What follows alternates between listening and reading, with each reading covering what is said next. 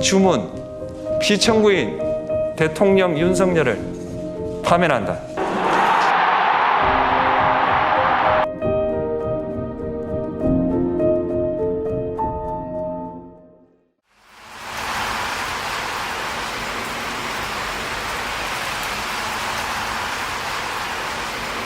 대한민국 민주주의의 위대함은 헌법이라고 하는 그 자체에 있는 게 아니라, 제도에 있는 게 아니라 그 제도를 가지고 사는 우리 국민 스스로의 위대함이죠.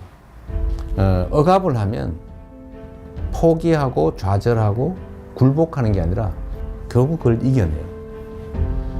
역사에서 그렇게 보여졌던 거죠. 정말 진정한 의미의 민주적 국가를 훼손하려는 그들의 시도에 대해서 끊임없이 저항해 왔어요.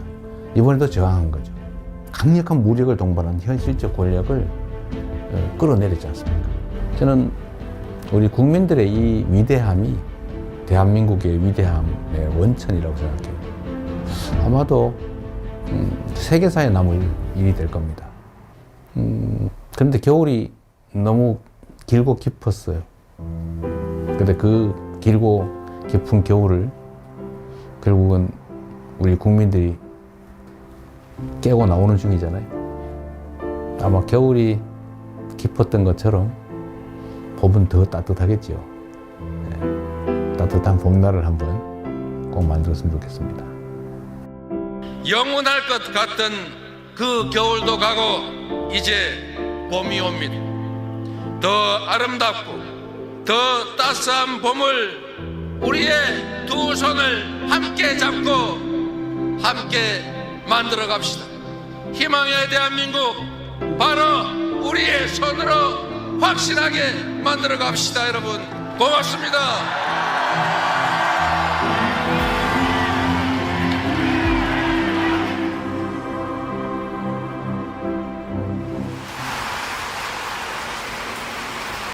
대립 갈등이 지금 아주 크죠. 그런데 그 원인은 뭐냐? 뭐 여러 가지가 있어요. 아주 근본적인 거는 경제적 이유입니다. 먹고 살기가 어려워져서 그래요. 세상 사는 게 힘들어서 그렇습니다. 그런데 왜 그러면 더 잘 살게 됐는데 왜 부족하게 됐냐? 편중됐기 때문이죠. 소위 양극화, 불평등, 격차. 이게 너무 커졌어요. 우리 사회가 총량으로는 과거보다는 더 많은 걸 가지고 있게 됐는데 개별적으로 보면 그게 너무 많이 한 군데 몰려 있습니다. 근데 이게 이제 사실은 갈등의 원인이죠. 지금 우리 경제는 여러 면에서 일종의 사면초가 같은 상태 같습니다. 전 세계적으로 성장률 전체가 떨어지고 있어요. 그리고 경제는 사실 민간 영역만으로는 제대로 유지 발전되기 어려워요. 정부 영역의 역할이 중요한데 지금 거의 3년 동안 정부는 경제를 방치해뒀죠.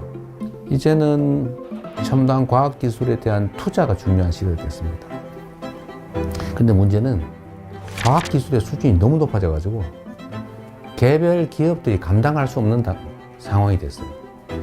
그래서 정부 단위의 인력 양성, 또 대대적인 기술 개발, 연구 개발 투자, 스타트업이나 벤처에 대한 대규모 투자. 또 그렇게 하면 다시 또 살아날 수 있습니다. 우리 너무 좌절할 필요 없는 거죠.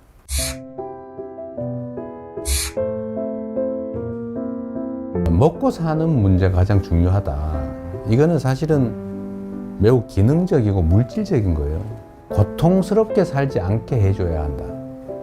잘 산다라고 하는 건 좀 달라요.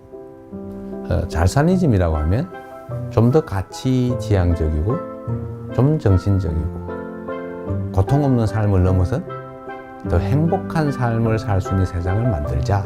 그런 거라고 봐주시면 되겠어요. 민생 살리는데 색깔이 무슨 의미입니까?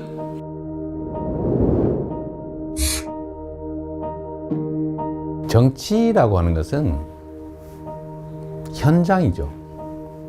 현장에서 국민들의 삶을 놓고 실제로 그 삶을 결정하는 거예요.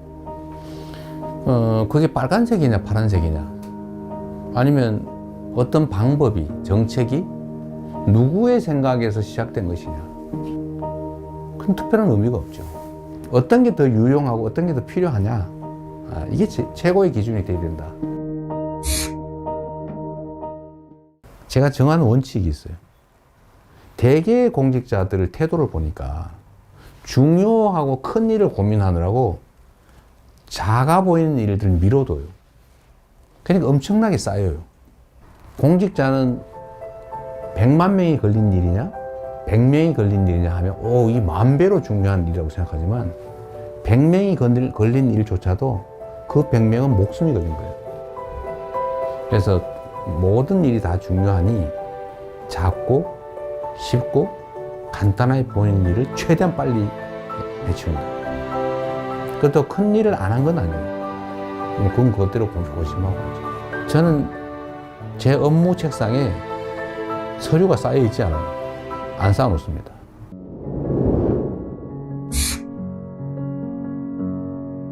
재난이나 아니면 사회적 위기 때 피해를 입는 것은 힘겹고 못 살고 어려운 사람 순이에요. 사실 그 사회의 문화의 수준이랄까, 그 사회에 대한 평가는 이 약자들에 대해서 얼마나 많이 관심 갖고 지원하느냐에 달려 있어요. 생명 안전을 유지해야 그 다음 단계, 더 나은 삶, 행복한 삶을 꿈꿀 수 있어요. 그래서 국민의 생명과 안전을 지키는 것은 정부가, 국가가 해야 될 가장 중요한 일입니다. 뭐든지 문제를 생각해 보면 우리가 조금 더 신경을 썼더라면 막을 수 있었던 사고로 보여져요. 누가 얼마나 체계적으로 신속하게 대응하느냐에 따라서 피해는 매우 적을 수도 있어요.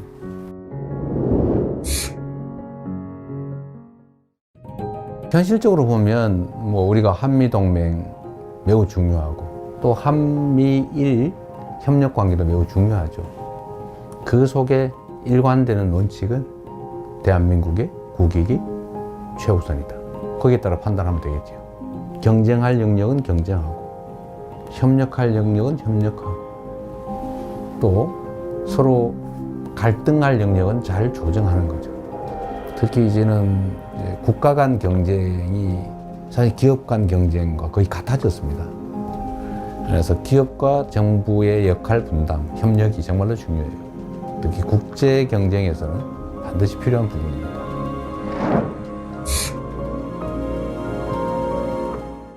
김구 선생이 정말 우리가 먹고 사는 것조차 해결하지 못하는 그 시대에 우리가 꿈꾸는 나라는 문화가 강한 나라다. 문화 강국 얘기를 하셨어요. 정말 저는 우리의 역량을 통찰한 정말 해안이었다. 지금 문화 영역에서는 정말 세계를 상당 부분 선도하고 있지 않습니까? 그럼 우리 K컬처, 한류라고 보통 부르지 않습니까?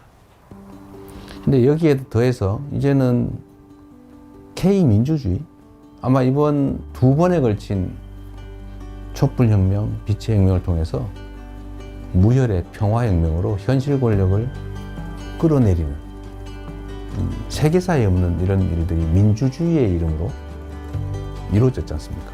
정말로 위대한 민주주의의 힘을 보여준 거죠.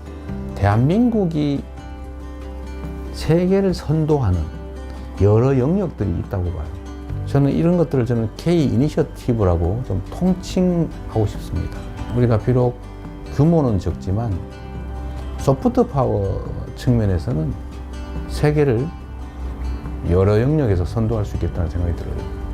그런 나라 한번 꼭 만들어 보고 싶어요.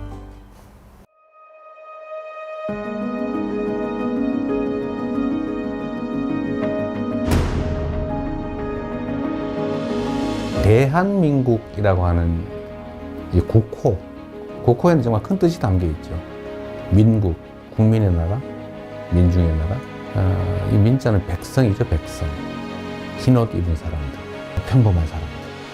이 평범한 사람들의 나라. 그리고 작지만 큰 나라. 많은 사람이 희망을 가지고 행복한 삶을 꿈꾸는 그런 세상이 봄나라 아니겠어요? 진짜 대한민국을 만들고 싶습니다. 그냥 이름만 있는 대한민국이 아니라 진짜 대한민국. 그리고 그 대한민국은 대한국민이 만들어가는 거죠. 그 대한국민의 훌륭한 도구, 최고의 도구, 이재명이 되고 싶습니다.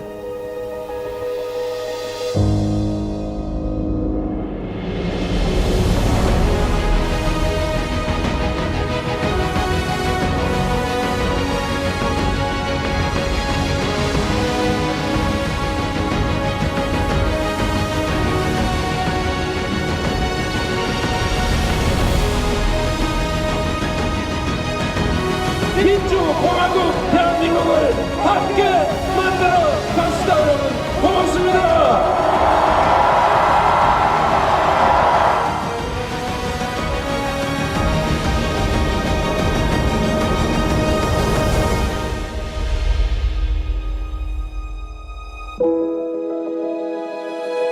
고맙습니다.